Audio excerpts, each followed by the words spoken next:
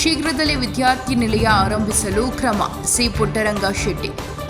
ಭೋಗಾಪುರ ವಸತಿಯುಕ್ತ ಸರ್ಕಾರಿ ಪ್ರಥಮ ದರ್ಜೆ ಕಾಲೇಜಿನಲ್ಲಿ ಸಾಂಸ್ಕೃತಿಕ ಸಂಭ್ರಮ, ಜನಪದೋತ್ಸವ.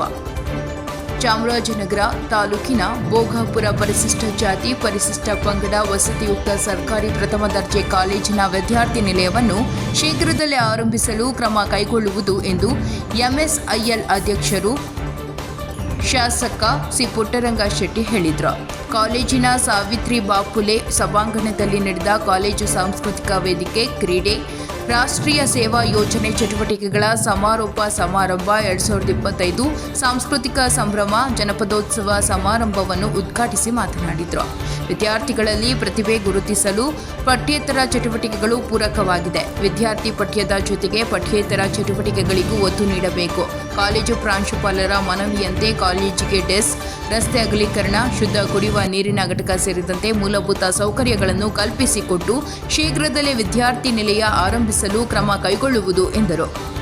ಕಾಲೇಜು ಪ್ರಾಂಶುಪಾಲ ಡಾಕ್ಟರ್ ಪಿ. ದೇವರಾಜು, ಕಾಲೇಜಿಗೆ ಡೆಸ್ಕ್, ಬಸ್ ಬರಲು ಹೋಗಲು ಕಾಲೇಜು ಮುಂಭಾಗದಲ್ಲಿ ರಸ್ತೆ ಅಗಲೀಕರಣ ಮಾಡಿಸಿಕೊಡಬೇಕು. ವಿದ್ಯಾರ್ಥಿಗಳಿಗೆ ಶುದ್ಧ ಕುಡಿಯುವ ನೀರಿಗಾಗಿ RO ಪ್ಲಾಂಟ್ ಸೇರಿದಂತೆ ಮೂಲಭೂತ ಸೌಕರ್ಯಗಳನ್ನು ಒದಗಿಸಿಕೊಡಬೇಕೆಂದು ಶಾಸಕರಲ್ಲಿ ಮನವಿ ಮಾಡಿದರು. ಸಮಾಜ ಕಲ್ಯಾಣ ಇಲಾಖೆ ಉಪನಿರ್ದೇಶಕ ಮುನಿರಾಜ್ ಮಾತನಾಡಿ, JSS ಮಹಿಳಾ ಕಾಲೇಜಿನ ಸಹಾಯಕ ಪ್ರಾಧ್ಯಾಪಕರಾದ ಡಾಕ್ಟರ್ AR ಸುಷ್ಮಾ ಮುಖ್ಯ ಭಾಷಣ ಮಾಡಿದರು. ಕಾರ್ಯಕ್ರಮದಲ್ಲಿ ಜನಪದ ಗಾಯಕ CM ನರಸಿಂಹಮೂರ್ತಿ, ಗ್ರಾಮ ಪಂಚಾಯಿತಿ ಅಧ್ಯಕ್ಷೆ ರೂಪಾ, PACC ಬ್ಯಾಂಕ್ ಅಧ್ಯಕ್ಷ ನಾಗೇಂದ್ರ, ಮಾದಾಪುರ ಗ್ರಾಮ ಪಂಚಾಯಿತಿ ಅಧ್ಯಕ್ಷ ರೂಪೇಶ್, ತಾಲೂಕು ಪಂಚಾಯಿತಿ ಮಾಜಿ ಸದಸ್ಯ ಮಹಾಲಿಂಗು, PDO ಮಾನಸ, ಸದಸ್ಯರಾದ ರಾಜಮ್ಮ, ನಾಗಮ್ಮ, ಪುಟ್ಟಗೌರಮ್ಮ, ಮಂಗಳಮ್ಮ, ಮುಖಂಡ ಮಧು ಆಚಾರ್, ಉಪನ್ಯಾಸಕರು, ವಿದ್ಯಾರ್ಥಿಗಳು ಹಾಜರಿದ್ದರು. ವರದಿ ಹೋಮ ನಂಜುಂಡ ನಾಯಕ, NKS TV4, ಚಾಮರಾಜನಗರ. ಆತ್ಮೀಯರೇ ಹಾಗೂ ಎಲ್ಲ ಒಂದು ಕಾಲೇಜಿನಲ್ಲಿ ವ್ಯಾಸಂಗ ಮಾಡ್ತಕ್ಕಂಥ ವಿದ್ಯಾರ್ಥಿಗಳು ಬಂಧುಗಳೇ, ಈಗಾಗಲೇ ರಾಷ್ಟ್ರದಿಂದ ನುಡಿಯ ದೇವರಾಜು ಈ ಒಂದು ಕಾರ್ಯಕ್ರಮದ ಬಗ್ಗೆ ವಿಶೇಷವಾಗಿ ತಿಳಿಸಿದ್ದಾರೆ. ಬಹುಶಃ ಗೊತ್ತಿರಲಿ, ವಿದ್ಯಾರ್ಥಿ ಜೀವನ ಇನ್ನೇನು ಕೊನೆ ಹಂತದಲ್ಲಿ ಗೊತ್ತಿಲ್ಲ. ಆದರೆ ಇಲ್ಲಿವರೆಗೂ ಏನೇನು ಸಾಧನೆ ಮಾಡ್ತಾರೆ ನಿಮ್ಮಲ್ಲಿ ನೀವೇ ಅವಲೋಕನ ಮಾಡ್ಕೊಳ್ಬೇಕು. 1ನೇ ತರಗತಿಯಿಂದ ಬಹುಶಃ PUC ತನಕನೇ ಶಿಕ್ಷಣದ ಗುಣಮಟ್ಟವನ್ನು ಕಾಯ್ಕೊಂಡು ತದನಂತರ ತಮ್ಮ ಸಾಧನೆಯನ್ನು ರೂಪಿಸತಕ್ಕಂಥದ್ದು ಶಿಕ್ಷಣದ ವ್ಯವಸ್ಥೆ. ಅದೇ ರೀತಿ ಸಾಂಸ್ಕೃತಿಕ ಇರ್ಬೋದು, ಮತ್ತು ಕ್ರೀಡಾ ಇರ್ಬೋದು, ಇವೆಲ್ಲವನ್ನು ಚಿಕ್ಕಂದಿದ್ದೇ ಬೆಳೆಸ್ಕೊಳ್ಬೇಕಾಗ್ತದೆ. ಕಾರ್ಯಕ್ರಮದ ದೃಷ್ಟಿಯಿಂದ ಮತ್ತು ಈಗ ತಮಗೆಲ್ಲ ಗೊತ್ತಿದೆ, ಪ್ರತಿಯೊಂದು 1ನೇ ತರಗತಿಯಿಂದ 10ನೇ ತರಗತಿಯ ವಿದ್ಯಾರ್ಥಿಗಳಿಗೆ ಪ್ರತಿಭಾ ಕಾರಂಜಿ ಈ ಒಂದು ಕಾರ್ಯಕ್ರಮ ಸರ್ಕಾರವೇ ಪ್ರತಿ ವರ್ಷ ನಡೀತಾ ಇರ್ತದೆ. ಯಾಕಂದರೆ ಆ ವಿದ್ಯಾರ್ಥಿಗಳಿರ್ತಕ್ಕಂಥ ಒಂದು ಪ್ರತಿಭೆಯನ್ನು ಪೂರೈಸತಕ್ಕಂಥ ಒಂದು ಕಾರ್ಯಕ್ರಮ ಅಲ್ಲಿಂದನೇ ಸ್ಟಾರ್ಟ್ ಆಗ್ತದೆ. ಹಾಗಾಗಿ ಶಿಕ್ಷಣ ಓದಿನ ಜೊತೆಯಲ್ಲಿ ನಾವು ಕಲೆ, ಸಾಂಸ್ಕೃತಿಕ ಕಲೆ, ಜನಪದ ಕಲೆ ಮತ್ತು ಕ್ರೀಡೆ ಎಲ್ಲವನ್ನು ರೂಪಿಸ್ಕೊಳ್ಳೋದು ಒಳ್ಳೆಯದು ಇಲ್ಲಿ ನಡೀತಾ ಇದೆ ಆಸುತ್ತಾ. ಈ ಕಾಲೇಜು ಸಿದ್ದರಾಮಯ್ಯ ಮುಖ್ಯಮಂತ್ರಿ ಆಗಿದ್ದಾಗ 2018 ಅವಧಿಯಲ್ಲಿ 10 ಹಿಂದುಳಿದ ತಾಲೂಕುಗಳಿಗೆ ನಮಗೆ ಇದನ್ನು ಕೊಟ್ಟರು.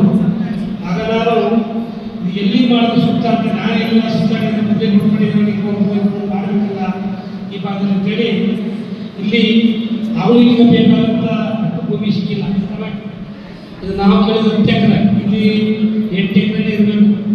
ಇನ್ನು 2 ಎಕರೆ 10 ಎಕರೆ ಕೊಳ್ಳಿ ಒಂದು ಕ್ರೀಡಾಂಗಣ ವ್ಯವಸ್ಥೆ ಮಾಡಬೇಕು ಅಂತೇಳಿ ಅಷ್ಟೆಲ್ಲ ಮಾಡಿ 30 ಕೋಟಿ ಅನುದಾನ ಬಿಡುಗಡೆ, 40 ಕೋಟಿ ಹೆಚ್ಚು ಅನುದಾನ ಖರ್ಚಾಗಿದೆ.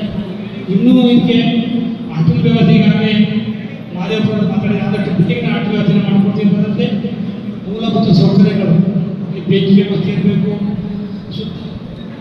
ಸುತ್ತುಗೋಡೆ, ಇದಕ್ಕೂ 4 ಕೋಟಿ ಒಂದು ಎಸ್ಟಿಮೇಟನ್ನು ಕಳಿಸ್ಕೊಡ್ತಾರೆ.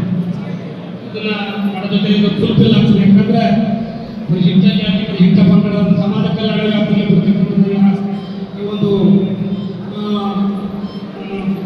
ಕಾಲೇಜು ಅದಕ್ಕೆ ಅನುದಾನದ ಕೊರತೆ ಏನಾಗಲ್ಲ.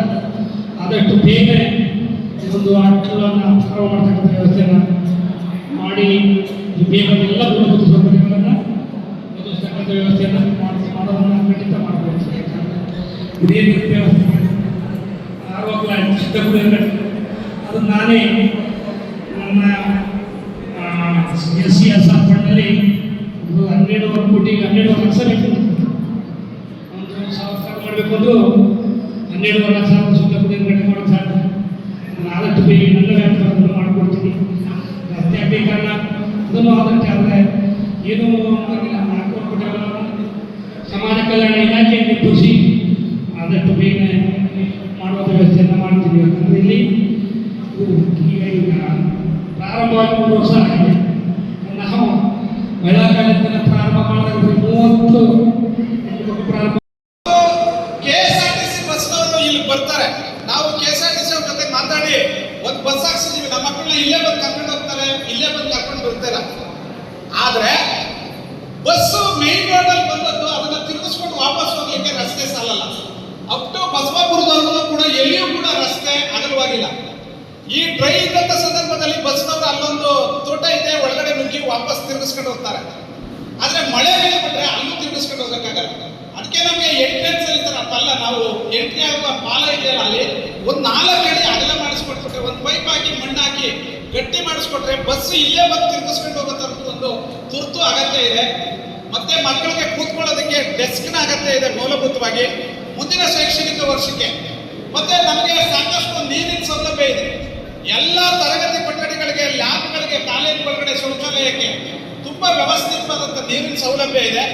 ಆದ್ರೆ ಕುಡಿಯೋ ನೀರಂತೂ ಒಂಚೂರು, ಯಾಕಂದ್ರೆ ನೇರವಾಗಿ ಬೋರ್ವೆಲ್ ನೀರನ್ನು ನಮ್ಮ ಮಕ್ಕಳಿಗೆ ಕುಡಿಸಕ್ಕಾಗೋದಿಲ್ಲ. ಈಗ ಪ್ರತಿದಿನ ನಾನು ಬಸವಾಪುರದಿಂದ RO ಸೆಂಟರ್ನಲ್ಲಿ 4 ಕ್ಯಾನ್ ನೀರನ್ನು ತಗೊಬಂದು ನಮ್ಮ ಮಕ್ಕಳಿಗೆ ಕುಡಿಯಕ್ಕೆ ಕೊಡ್ತಾ ಇದ್ದೀವಿ. ಆದ್ರೆ ಈ ನೀರನ್ನ ಕುಡಿಸ್ತಾ ಇಲ್ಲ. ಒಂದು RO ಒಂದು 50 ಕನಿಷ್ಠ ಡೆಸ್ಕ್ಗಳು ಮತ್ತು ಬಸ್ ಒಂದು ಒಳಗಡೆ ಹೋಗ್ಲಿಕ್ಕೆ ಬೇಕಾಗಿರ್ತಕ್ಕಂಥ ಎಂಟ್ರೆನ್ಸ್ ಒಂಚೂರು ಒಂದು ಅಗಲ ಮಾಡಿಕೊಡ್ತಕ್ಕಂಥ ಕೆಲಸವನ್ನ ಸನ್ಮಾನ್ಯ ಸಾಹೇಬರು ಮಾಡಿಕೊಟ್ರೆ ನಾವು ನಿಮ್ಮ ನಿರೀಕ್ಷೆಯಂತೆ ನಾವು ಖಂಡಿತವಾಗಿಯೂ, ನಾನು ವೈಯಕ್ತಿಕವಾಗಿ ನನ್ನನ್ನು ನಾನು ಹೇಳ್ಕೋಬೇಕಾಗಿಲ್ಲ, ನಾವು ಪ್ರಾಮಾಣಿಕವಾಗಿ ಕೆಲಸ ಮಾಡ್ತೀವಿ.